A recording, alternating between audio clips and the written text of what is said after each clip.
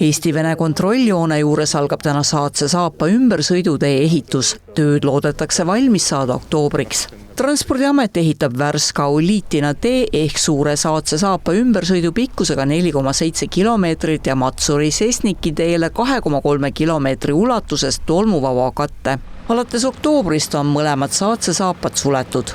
Siin on hetkel siis tehtud ajutine ümbersõidutee ja siis oleme sulgenud siis sellest väiksest Saatse-Saapast läbisõidu mõlemalt suunalt. Meie poolel on ikkagi turvaline ja ma ütleks, et ohuhinnang selles mõttes on isegi meie kasuks läinud, et meil kõige ohtlikum koht oligi see Saatse-Saabas, kus tee kulgeb läbi Venemaa Föderatsiooni ja seal meie ei saanud enda inimeste turvalist tagada. Sügisel rajati kibekiiresti suure Saapa ümbersõidutee, mis pikendas kohalike koduteed ja oli mitmes mõttes väga ajutine lahendus, mis eriti talvisel ajal tunda andis. See talv oli päris raske, nii nagu me tookord sügisel arutasime ka, et see võib keeruliseks osutuda, sest tee on kurviline ja et üksteisest mööda saada, siis keegi peab ju ruumi andma ja see keegi, kes ruumi annab, see libiseb ka siis, eks ju. Aga see talv on möödas, kevad on käes.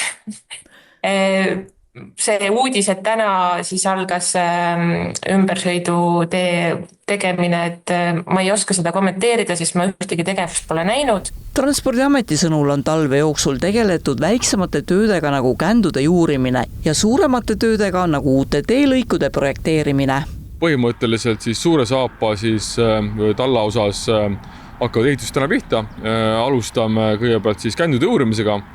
Ja juba talvisel perioodil me oleme metsa eemaldanud sealt, eks ju, et oleks võimalik front olemas, et uut teed ehitada. See koridor on nagu valmis tehtud ja igal juhul lähevad tööd nagu kiiresti käima siin, sest tähtaeg on lühike ja ehitajad peavad nagu valmis saama selle nagu juba seal minu meelest septembri lõpupoole või kuidas neil tähtajad seal on. Kohalikud inimesed juba on harjunud selle metsateega seal ja see on päris käänuline ja keeruline, aga see on niisugune juba pikem teema nagu ja igal juhul nad ootavad, kõige rohkem ootavad seda ikkagi Saatse nulga nagu rahvas ja et see otsem tee ja mitte nagu tolmav tee ja nagu nad saavad igapäevaselt koju ja oluliselt otsem ja turvaliselt, et siin siis ka läbi nagu Saapa nagu ei peaks sõitma, nii et igal juhul oodatakse seda teed. Jah, uut ümbersõitu oodatakse pikisilmi, kuid täna enam ei usuta, et vastav teelõik sügiseks võiks valmida. Ühtegi reaalset tegevust meie hetkel näinud ei ole. Ainult võib-olla see, et metsa osas on nagu mingisugune lõik puhtaks tehtud.